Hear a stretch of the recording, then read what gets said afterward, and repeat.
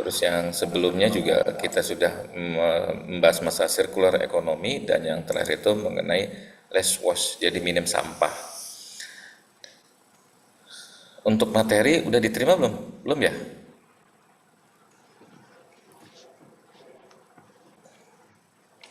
Halo, suara Bapak jelas?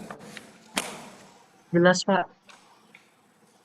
Oke, eh, mohon bantuannya ya. Maksudnya kalau khawatir Bapak ngomong sendiri, kalian nggak ini tuh, apa nggak jelas suaranya Bapak. Infokan kalau memang nggak jelas ya. Baik, hari ini kita melanjutkan kemarin kita menjelaskan mengenai latar belakang, terus beberapa teknologi. Hari ini kita mencoba menjelaskan bagaimana teknologi pengolahan sampah.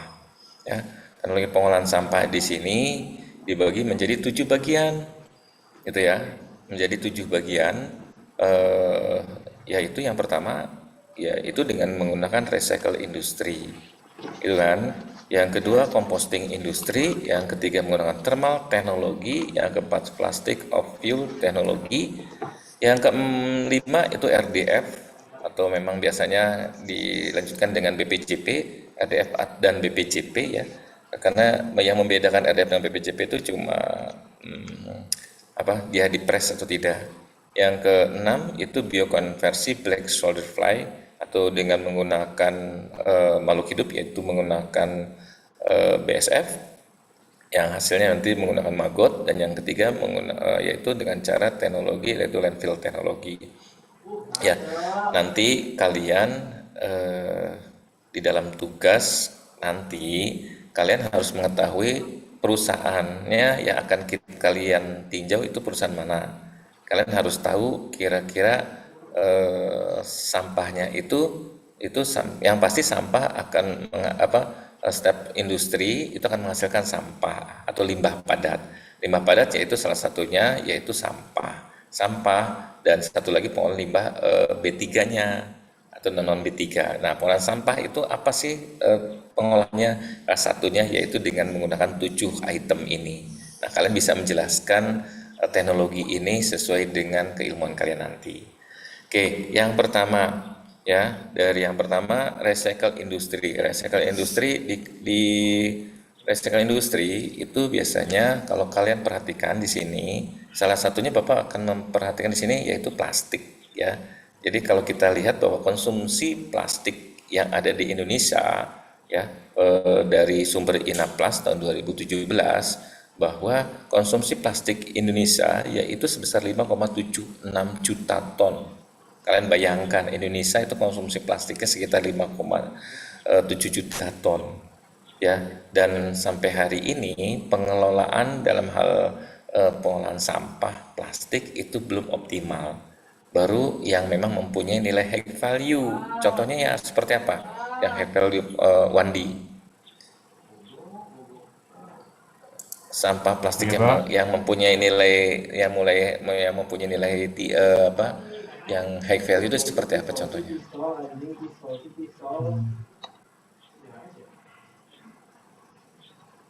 di kehidupan sehari-hari Pak. Iya, ini contoh limbah plastik yang high value. Limbah plastiknya ya, yang high value. Contohnya seperti apa?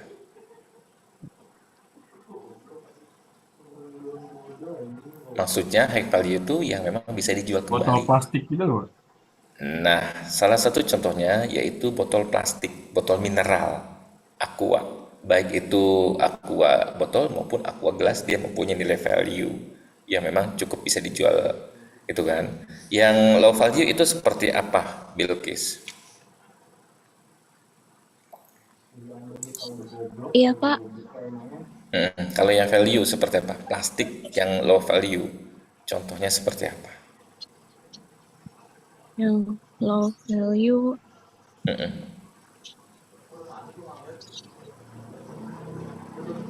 jenis plastiknya, Pak. Iya, betul. Jenis plastiknya seperti apa?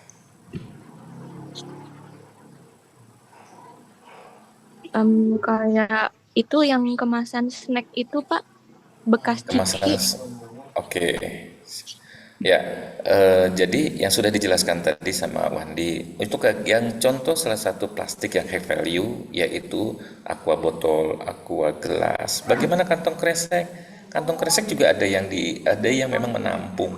Kalau emang dia bisa menampung, maka dia termasuk high value. Tapi emang harganya murah sih, sekitar Rp3.000 per kilo. Itu ya. Ada yang memang plastik putih yang PE, polietilen, yang memang plastik ya kayak semacam plastik kerupuk yang besar. Nah, itu masih mempunyai plastik putih yang memang mempunyai nilai value yang cukup baik gitu ya. Nah, kalau yang low value itu salah satunya ya plastik kemasan ya atau plastik kresek yang memang yang rendah. Contohnya kresek yang hitam gitu kan, plastik yang hitam atau plastik hitam. Kenapa? Karena kantong kresek yang hitam itu plastik daur ulang. Jadi dia dari daur ulang dirubah menjadi kantong kresek lah kembali. Yang kedua itu plastik-plastik yang memang bekas bekas ciki, dan itu yang low value yang memang eh, apabila diolah ya eh, rata-rata jarang diolah ya, dan itu tertimbun di dalam tanah ya. Nah, sebenarnya banyak. Nah, salah satu contohnya nih yang ada di sebelah ke kanan kalian ya kan, contohnya ini, oh ini botol ya, botol air mineral nanti dirubah lagi menjadi, oh bisa menjadi botol air mineral kembali atau menjadi dakron ya kan, atau botol oli atau kosmetik ini dirubah lagi ya, akan direcycle dan di industri yang berubah menjadi botol kembali. Yang lainnya ini sedotan untuk jadi apa, sedotan jadi karung ya kan, dan yang lainnya. Nah, ini nih multi layer, bisa nggak, bisa nih multi layer diolah menjadi apa, talang air gitu. Cuma permasalahannya karena memang karena dia sangat ringan, misalkan sedotan multi layer dia sangat ringan dan harganya murah. Pertanyaan Bapak ke kalian ya gitu. Kalau kalian perhatikan, kira-kira ada nggak yang menampung plastik-plastik yang seperti itu di Indonesia? Ada, tapi jarang. Ya, yang kedua karakteristik atau perilaku manusianya. Ya, dan memang sekarang apabila kalian buang sampah, khususnya di rumah aja, dipisah nggak? Tidak. Kalian campurkan antara organik dan anorganik, dan itu biasanya dibuang langsung ke tempat sampah gitu kan. Nah, kalau di luar negeri itu industri plastik, dalam hal ini salah satu contohnya Chandra Asri, itu seharusnya dia memproduksi plastik dan dia juga harus mengolah limbah dari plastik tersebut. Seperti apa? Ya dengan cara mempunyai peran aktif, kepada industri atau memberikan suatu subsidi. Dan itu yang pernah Bapak sampaikan ke HRD ya, HRD Manajer Chandra Asri Pak Edi Rifai, ya harusnya ada subsidi ya kan, plastik yang ditampung itu disubsidi sehingga masyarakat mau memilah gitu. Nah, itu salah satu contohnya ya. Nah, kalau kalian perhatikan ini, karena memang jumlah konsumsi plastiknya cukup tinggi, maka kalau kalian perhatikan sumber plastiknya dari mana nih? Kalau kalian perhatikan bahwa ya produksi dalam negeri sedikit, cuma 2,31 juta ton ya, dan Indonesia masih impor. Kalian bayangkan ya kan, impor sebesar 1,79 ton. Nah, kalau kita lihat produksi dalam negerinya segini 2,3 ya kan, sehingga kalau kita jumlahkan masih ada plastik yang tidak bisa diambil, tidak diolah, sebesar berapa, sekitar 700.000 ton ya kan, gitulah. Makanya Indonesia menjadi ya barang-barang yang memang impor plastik gitu ya. Banyak selain impor plastik, impor apa, impor kertas juga sama. Indonesia ya seharusnya perhatikan, kalian perhatikan di Indah Kiat itu sekarang bahan baku membuat kertas itu bukan dari pohon lagi, sudah dari impor limbah dari kertas dari luar negeri, seperti itu ya. Nah, dari jumlah plastik ini, nah kalau kalian perhatikan maka ya paling banyak yaitu modelnya PP dan PE, polipropilin dan polietilen jenis plastiknya. Sisanya ada PET, PVC maupun PS polistirennya. Itu. Ya, Ulil, contoh PS itu seperti apa, Ulil? Contohnya seperti styrofoam bukan, Pak? Oke, betul. Styrofoam yang memang buat bahan makanan ya, bahan makanan, minuman dan yang lainnya ya. Oke, ini untuk jangka pendek. Kalau emang jangka pendeknya biasanya dia didaur ulang. Didaur ulang akan menjadi suatu produk daur ulang yang memang ya nggak terlalu banyak lah. Yang sisanya dalam bentuk sampah yang memang ya sampah ini tercemar di dalam tanah, gitu ya. Oke, ini yang plastik. Yang pertama itu mengenai tadi recycle industri. Yang kedua itu composting, itu kan. Nah, sampah padat. Kalau sampah padat, kalau harinya ke composting apa? Buat pupuk. Kalau buat pupuk itu kira-kira Sayyidina Nur. Kalau buat pupuk itu kira-kira sampah padat yang seperti apa? Yang organik itu Pak. Yang organik. Ya kan, ya organik. Contoh organik banyak ya. Banyak contoh organik ya, bekas sisa makanan kita. Itu kan yang paling mudah. Kalau yang di kampus itu sisa dari kantin. Insya Allah minggu ini itu kita sudah mulai bagaimana mengolah sampah. Dengan cara apa? Dengan cara magotnya nanti.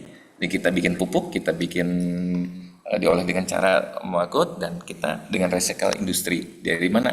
Di belakang kita Bapak mendapatkan hibah untuk pengolahan sampah sebesar 500 juta, yaitu salah satunya dengan namanya TPS 3R, tempat pengolahan sampah reuse, reduce, dan recycle. Itu ya. Oke, selanjutnya ini pupuk. Kalau pupuk bagaimana? Ya kalian harus memisahkan antara organik dan anorganik. Setelah itu kalian olah. Semua organik kita olah menjadi pupuk. Raffles, pengetahuan Raffles, kira-kira pengetahuan Raffles untuk membuat pupuk, kira-kira prosesnya seperti apa? Pupuk mungkin dari awal kita pisahin dulu antara organik dan anorganik, terus habis itu habis dipisahin kita pakai maggot tadi. Kalau maggot teknologi maggot nanti BSF, ini bikin pupuk. Kalau bikin pupuk, kalau saya lihat dia didiamkan dikubur di tanah, nanti dia bercampur dengan tanahnya Pak, yang setahu saya bercampur dengan tanahnya, nanti dia jadi unsur hara yang bagus di tanahnya ini Pak. Oke, kasih Raffles. Yang lainnya, Bapak pengen tahu. Ya, Siti Nur Alimah. Menurut Siti Nur Alimah, bagaimana cara membuat pupuk? Jadi bahan organiknya dikumpulkan dulu Pak, habis itu dicacah lalu dikomposkan. Nah, cara komposnya bagaimana? Dengan cara fermentasi aerobik Pak.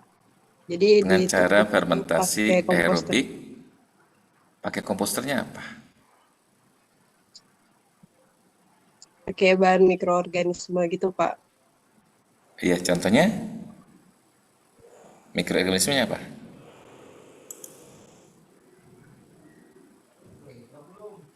Tahu?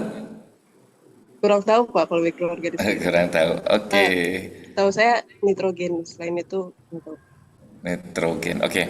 Jadi pada saat kalian nanti membuat pupuk, sebenarnya kan udah sebenarnya di YouTube banyak. Makanya nanti pada saat kalian buat tugas, nanti makalah, kalian perhatikan itu bagaimana cara proses pembuatan pupuk. Ya, teknologi pembuatan pupuk banyak ya, dan tadi menurut siapa udah dijelaskan sama teman kalian gitu kan, Maha Siti Halimah juga ya, terus sama siapa ya, Raffles ya, kalau nggak salah sama Raffles ya. Kita harus memisahkan dulu antara organik dan anorganik. Nah, pada saat kita organik dan anorganik udah terpisah, maka metodenya mau seperti apa? Kalau memang metodenya metode di tanah, gampang. Kalian punya tanah, kalian bikin didalamkan dulu, bikin beddingan yang memang bisa masukkan sisa-sisa organiknya, ya kan? Kalau bisa dipotong-potong kecil silakan, kalau enggak ya sudah nggak apa-apa, simpankan. Setelah itu ditutup, ya, dan itu akan terjadi proses pembusukan. Mikroorganismenya dari mana? Mikroorganismenya dari tanah nanti, unsur haranya. Ya, setelah itu atasnya setelah 1 bulan atasnya ditanemin, itu akan lebih subur tanamannya. gitu ya. Yang kedua dengan cara apa? Bisa dengan menggunakan bag, wadah, baik itu pakai penter bag maupun dengan menggunakan ember. Nah, kalau menggunakan ember bagaimana? Ya akan lebih baik prosesnya itu dipisahkan, ya dipisahkan apa? Mana organik yang memang mengandung air tinggi dan mana organik yang memang mengandung airnya sedikit. Itu harus diperhatikan. Kenapa? Karena kalau kita banyak mengandung airnya yang tinggi dibuat pupuk, maka pupuknya akan jadi basah. Ya, sehingga kalau di wadah harus ada drain di bawahnya. Harus ada pengeluaran airnya. Ya. Nah, setelah dipisahkan, dikasihlah organik gitu kan, kasih komposter. Komposter apa? Salah satunya dengan menggunakan EM4. Gitu ya. EM4 terus dikasih, misalkan kalau untuk mengeringkan biasanya dikasih dedak atau sekam. Nanti besok 2 hari lagi masukkan lagi terus, dan itu berlangsung sekitar 1-2 bulan proses komposternya. Gitu, itu pupuk ya. Dan kemarin Bapak lihat di YouTube ya kan, ada satu daerah di daerah Jawa memang membuat pupuknya cepat. Itu kurang lebih sekitar 3-5 hari sudah jadi pupuk. Dan itu bagus dan Bapak tertarik. Nah, rencananya kalau memang tidak ada halangan sih Bapak pengen belajar. Kenapa? Karena Bapak haus akan ilmu. Gitu ya, belajar bagaimana membuat pupuk kok. Itu kan. Ya minimal ilmu itu bermanfaat buat Bapak dan ilmu itu Bapak tularkan kepada Bapak, kepada petani. Itu memberikan pengetahuan. Kenapa? Karena bikin pupuk 3-5 hari itu cukup bagus. Dan itu yang paling bagus apanya? Komposternya, enzimnya. Jadi ada satu cairan kimia yang memang nanti Bapak ke sana belajar dan kita beli yang namanya apa ya, kalau Bapak bilang enzim, mikroorganismenya. Kita bisa beli dan kita bisa kembang biakan modelnya seperti itu. Nah, ini teknologi komposter, teknologi membuat composting industri ya. Yang selanjutnya dari sini yang ketiga itu dengan menggunakan thermal teknologi. Ya, thermal teknologi. Kalau baca thermal itu apa? Teknologi panas ya. Oke, kalau teknologi panas itu kira-kira siapa nih Animah? Animah nih. Kira-kira menurut pengetahuan Animah, kira-kira teknologi thermal teknologi menggunakan teknologi panas, contohnya seperti apa sih?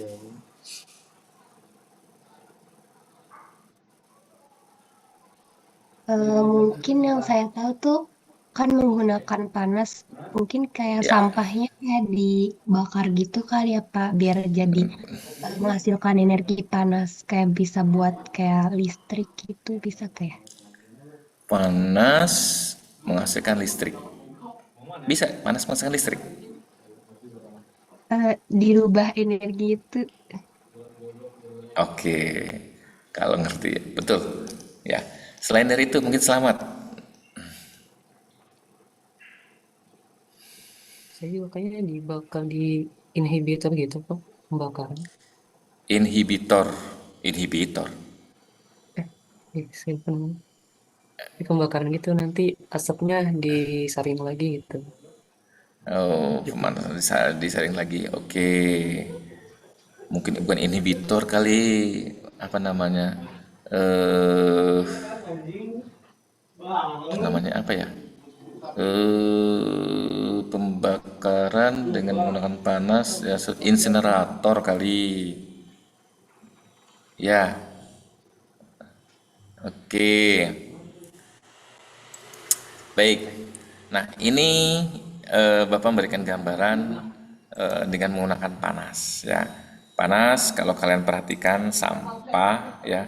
Sebenarnya sampah itu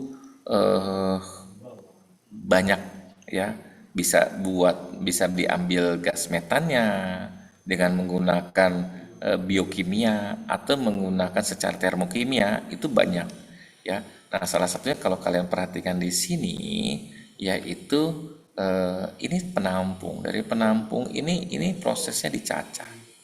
Yang dicacah terus ditermal, dibakar, pas dibakar dia akan menghasilkan syngas. Yaitu kan. Nah, syngasnya ini dimurnikan dengan menggunakan scrubber akan menghasilkan gas murni dan itu akan untuk menggerakkan generator. Gitu ya. Bisa kita ambil syngasnya atau kita ambil dari panasnya. Kalau ngambil dari panas biasanya pakai insinerator. Insinerator itu diambil panasnya, panas untuk menggerakkan turbin. Nah, turbin sehingga menghasilkan listrik. Nah, ini salah satu contoh ya menggunakan teknologi termal. Atau memang yang paling gampang itu salah satunya pakai apa? Plastik. Ya, plastik proses pirolisis. Proses pirolisis bukan dibakar ya, tapi dipanaskan. Kalau dibakar itu kan langsung dengan api. Kalau dipanaskan kan plastiknya dipanaskan pada suhu tertentu ya. Nah, itu plastik, kalian mungkin sudah pernah mendengar, sudah membaca baik di media sosial, di TV dan yang lainnya bahwa apabila plastik ditermal, di cracking ya dengan panas pada suhu tertentu akan menghasilkan apa? Akan menghasilkan volatil ya, uap yang memang produknya salah satunya itu pertalite atau premium atau bensin, solar maupun minyak tanah. Nah, itu dengan menggunakan thermal teknologi. Nah, ini salah satu kalian implementasi ya plastik atau limbah-limbah plastik, yaitu Chandra Asri dengan mitra mencoba melakukan thermal cracking, yaitu plastik kita bakar, kita panaskan ya kan, dan ini diimplementasikan dicampur dengan aspal. Itu kan ya, salah satu contohnya yang sudah dilakukan yaitu di Chandra Asri, areanya sudah menggunakan campuran antara aspal dengan plastik ya. Nah, kalau kalian perhatikan nih, sampah yang di TPA udah terambil sekitar 234 ton campuran sepanjang 42,7 km. Ini sudah kerjasama antara Adupi, PUPR maupun Chandra dan yang lainnya. Oke, yang selanjutnya di sini ini dengan menggunakan, kalian lihat kalau tadi kan organik, ini sampahnya sampah organik gitu ya. Kalau sampahnya anorganik yaitu dengan pertama plastik. Nah, plastik ini yaitu dibuat lagi inovasi kita buat menjadi batako atau paving block atau bisa bikin genteng atau bikin loster ya kan gitu. Nah, atau produk-produk yang memang yang memang berguna gitu loh. Yang sekarang sedang Bapak kembangkan bagaimana si limbah plastik ini itu menjadi loster. Kalau paving block sudah banyak, kita bikin loster. Kita bikin produk-produk yang memang inovatif seperti itu. Nah, ini riset Bapak yang memang Bapak kerjakan di dalam lab di belakang. Yang selanjutnya, nah ini plastik for fuel teknologi. Ya, maksudnya teknologi pengolahan plastik dengan menjadi bahan bakar. Nah, ini salah satunya ini Pak Edi Rifai, salah satu HRD manajer direktur HRD dari Chandra Asri, Pak Edi Rifai, yang memang mencoba mengolah sampah dengan menggunakan teknologi, yaitu dengan menggunakan pirolisis. Ini reaktor pirolisisnya ya. Reaktor pirolisisnya di dalam ini isolatornya dan di sana ada pemanasannya. Dia menggunakan bahan bakarnya yaitu yang pertama dengan menggunakan LPG campuran dengan oli bekas ya. Nah, sehingga dari sini menghasilkan produk-produk disuling. Ini disuling menjadi 3 produk ini. Produk premium, bensin maupun minyak tanah. Ya. Nah, ini jenisnya produknya, tapi kalau dilihat dari segi warna ya warnanya masih ada kecoklatan. Kalau mau kita campur gitu ya. Nah, ini proses. Jadi si plastik kita kerasar dulu. Setelah dikerasar, dimasukkan, dikunci, tutup, dipanaskan pada suhu sekitar 500 derajat, maka menghasilkan produk. Nah, ini produknya. Gitu ya. Selanjutnya, nah ini dalam hal ini Chandra Asri ya, presiden kita yaitu yang lalu Pak Prabowo melakukan apa? Melakukan sosialisasi pengumpulan sampah. Dalam hal ini sampah plastik yang paling banyak adanya di laut ya, yang memang itu mencemari, kasihan hewan-hewan yang ada di laut. Nah, sehingga kita berkolaborasi ya. Pada waktu itu Bapak pihak Chandra berkolaborasi dengan masyarakat. Jadi masyarakat nelayan yang melakukan penangkap ikan kalau pulangnya ketemu plastik diambil. Jadi diambil plastik-plastiknya, baik itu botol, gelas, dan itu nanti setelah sampai darat dia ditukar dengan cuannya, dengan uang. Jadi 1 kilo botol, gelas itu dibiayai, dihargai, kalau kotor itu sekitar 2.500, kalau bersih itu sekitar 4.000 sampai 4.500 per kilogramnya. Oke, yang selanjutnya ini teknologi menggunakan RDF, ya, refuse derivative fuel, atau biasanya dengan menggunakan BPJP, bahan bakar jemputan padat. Apa sih yang membedakan dua komponen itu, ya kan, antara BPJP dengan RDF? Yang pasti dua-duanya sama, yaitu campuran antara, sebentar, ada tamu dulu bentar.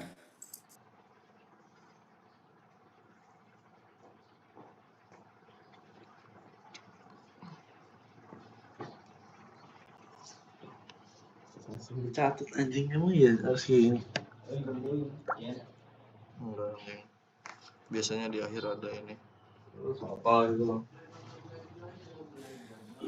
Oke, mohon maaf ganggu. Tadi sampai RDF ya, RDF dan BPJP. Yang membedakan itu bahwa pengolahan RDF atau BPJP itu berasal dari sampah. Dalam hal ini sampahnya sampah organik dan anorganik. Sampah organiknya apa? Ya semua organik, gitu kan. Dalam hal ini bisa serabut kelapa, ampas gitu ya, yang organik dicampur dengan anorganik. Dalam hal ini anorganiknya yaitu menggunakan plastik. Plastik apa? Plastik yang low value, gitu ya. Nah, sehingga yang membedakan apa? Komposisinya aja. Jadi kalau RDF atau BPJP itu komposisi plastiknya itu antara 5 sampai 15%. Kenapa? Karena pada saat nanti kebanyakan akan menghasilkan crack, gitu ya, atau sisa-sisa plastik yang tidak terbakar. Ya, jadi hasil riset Bapak, dan itu sudah diinstruksikan oleh Pak Presiden pada waktu itu, Pak Jokowi, bahwa setiap pembakaran di boiler itu harus menggunakan RDF maupun BPJP. Indonesia Power sudah menggunakan, yaitu menggunakan BPJP, bahan bakar jemputan padat. Bagaimana prosesnya? Kalian cari bagaimana cara prosesnya. Gampang. Prosesnya itu sampah difermentasi dulu. Itu kan proses difermentasi dulu menggunakan aerobik, setelah itu di anaerobik, setelah anaerobik baru di crusher sampai ukurannya kecil. Setelah ukurannya kecil selesai, maka kalian langsung nih, kalau dulu bentar kok ini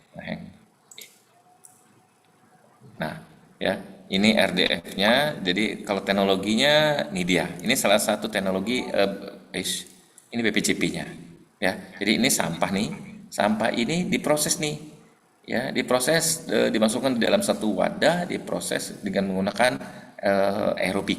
Setelah aerobik selesai, ditutup, maka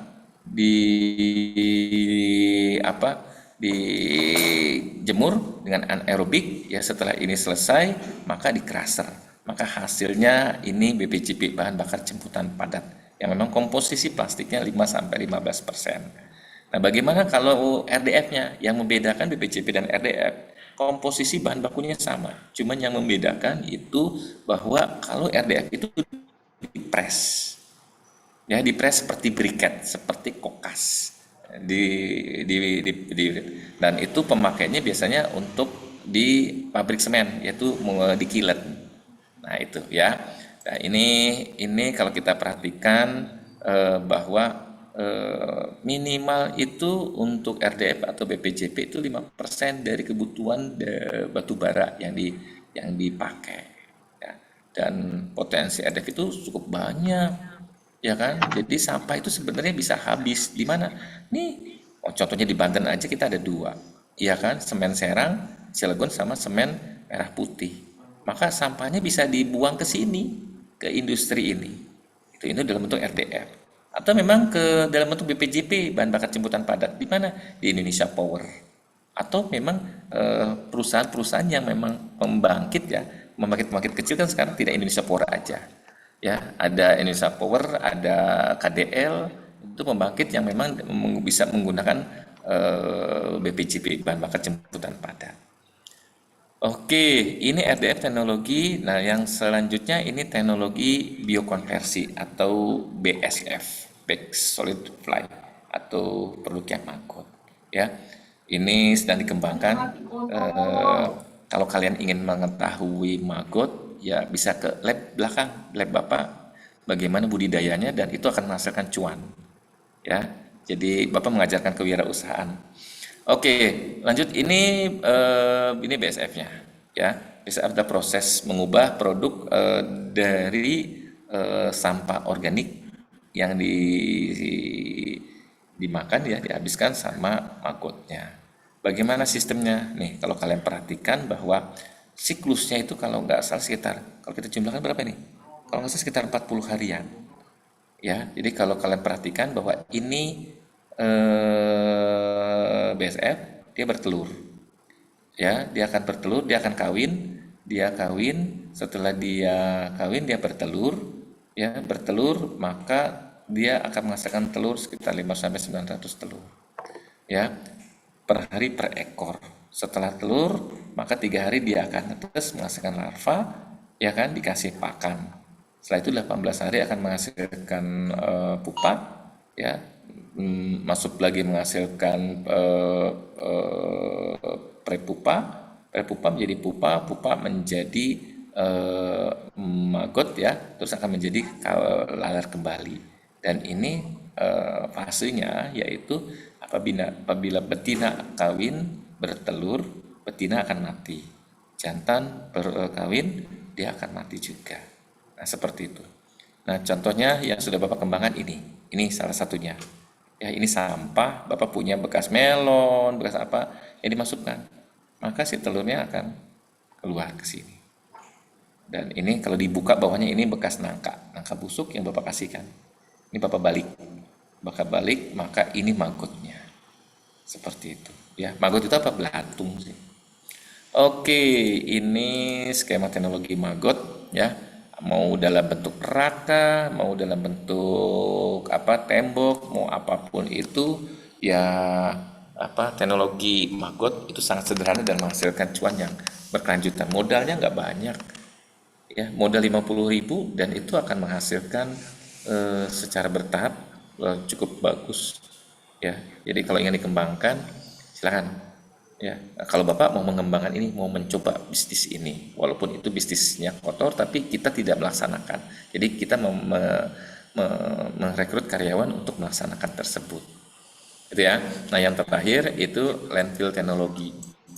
Ya, landfill teknologi itu ya Indonesia pengolahan sampah yang paling mudah, yang paling gampang yaitu dengan menggunakan landfill. Landfill itu apa? Ya diuruk aja.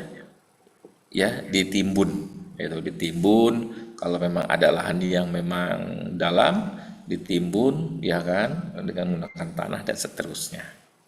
Nah ini salah satu ini yang Bapak tampilkan yaitu metode sanitasi landfill, yaitu di TPA Tanjung Harapan, Nunukan, Kalimantan Utara. Ya, di Serang ada, kalau di Cilegon di Bagedung. Oke, mungkin itu dari Bapak ini terakhir ya, kalau sampai di Indonesia secara umum. Oke, mungkin itu teknologi pengolahan limbah padat, yaitu salah satunya sampah. Nanti minggu depan Bapak akan mengajarkan kalian bagaimana pengolahan limbah padat, yaitu B3 dan non-B3-nya. Baik, itu mungkin aja dari Bapak. Silakan, ada yang ingin bertanya, mangga.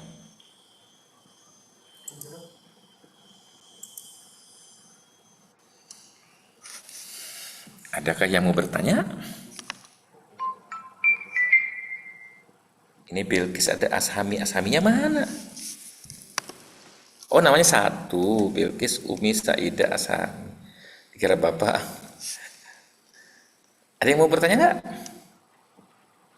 Silakan.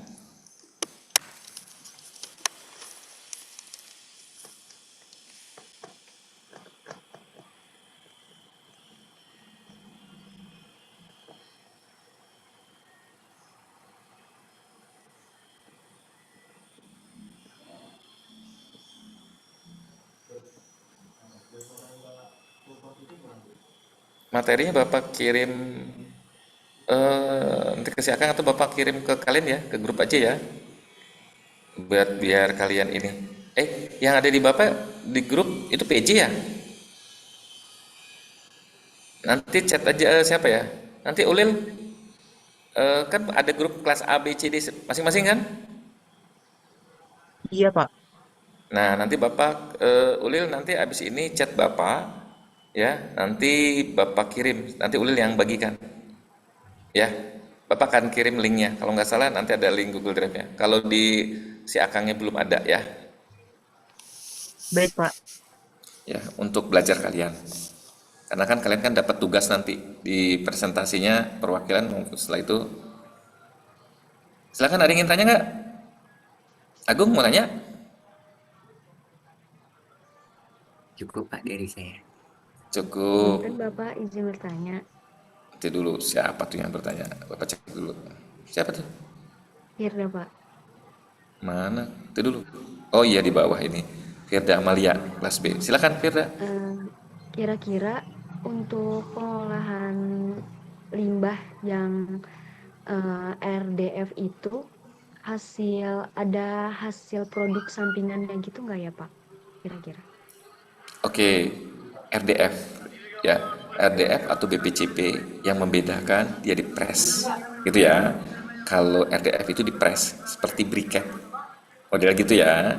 Kalau BPCP tidak, ya. Kira-kira ada produk sampingnya nggak? Bukan produk ya, mungkin produk samping. Kira-kira ada limbahnya nggak? Pasti ada produk sampingnya. Apa itu? Yaitu salah satunya abu. Biomas dibakar akan menghasilkan abu. Itu ya. Nah, abunya kalau abu bekas makanan, kalau abu bekas biomas itu bermanfaat. Kenapa? Karena dia dibutuhkan untuk di tanah. Nah, yang jadi masalah abunya yaitu abu dari plastik.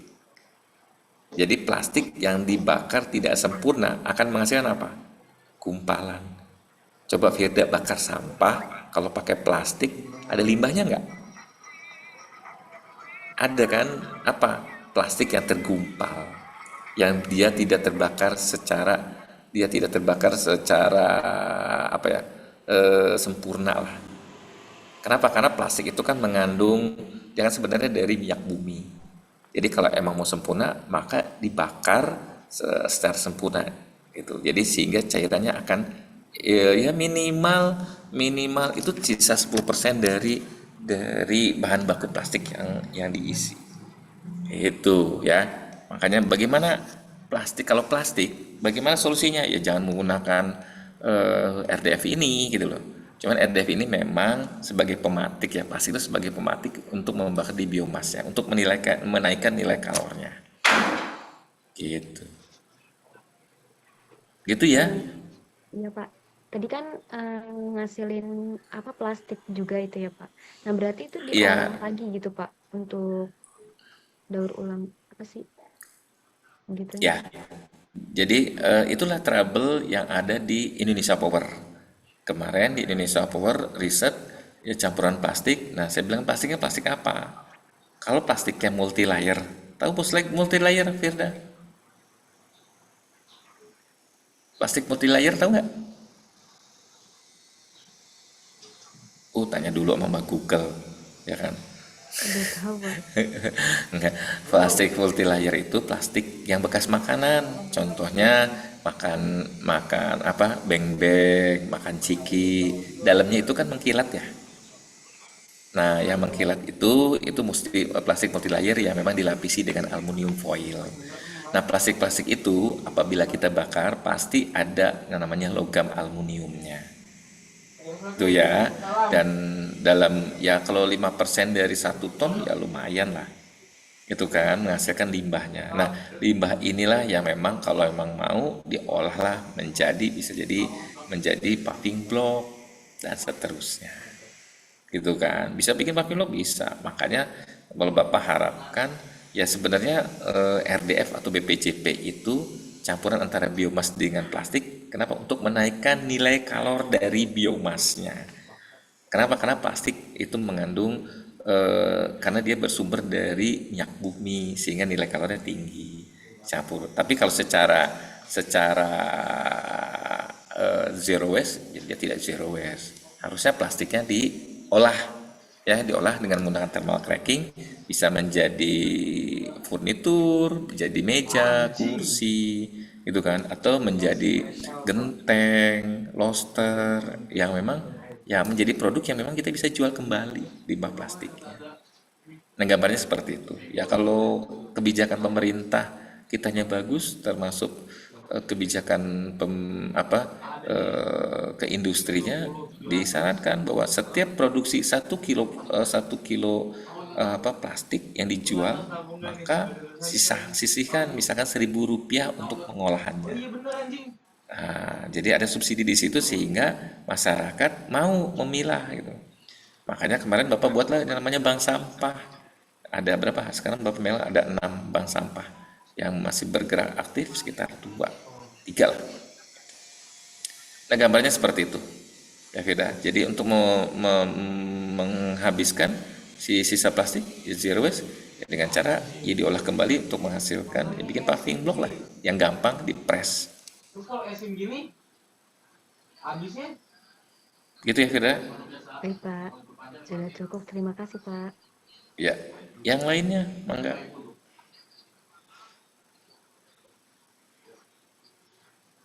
Masa aktif kuota unlimited, masa aktif bertambah, internet cepat. Wah, ini mah bener anjing beli esim gini ya. Yang lainnya tidak? Isi lagi ya. Oke, kalau memang tidak ada, kita tutup ya. Ulil, Iya, siapa Pak. yang bisa minta di screenshot dong, nanti dikirimkan ke Bapak Japri. Ya, Baik, Pak. yuk silakan dibuka kameranya, dikasih aba-aba, mungkin yang pertama gitu, kasih aba-aba Ulil ya. Baik, untuk slide yang pertama ya. 1, 2, 3. Alhamdulillah. Yang paling murahnya. Oke, yang kedua. Yang paling gacornya. Lanjut slide yang kedua. 1, 2, 3. 7286. Untuk slide yang ketiga. 1, 2, 3.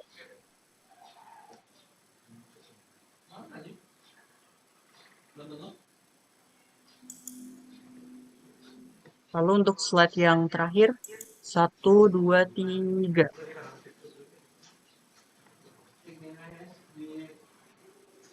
Baik, sudah Pak. Oke, baik, untuk absensi sudah, nanti Bapak ini nanti ingatkan, kalau PLA setiap kelas masing-masing ya, nanti untuk di approval ya. Baik, terima kasih atas kehadirannya. Kita akhiri perkuliahan ini dengan membaca hamdalah.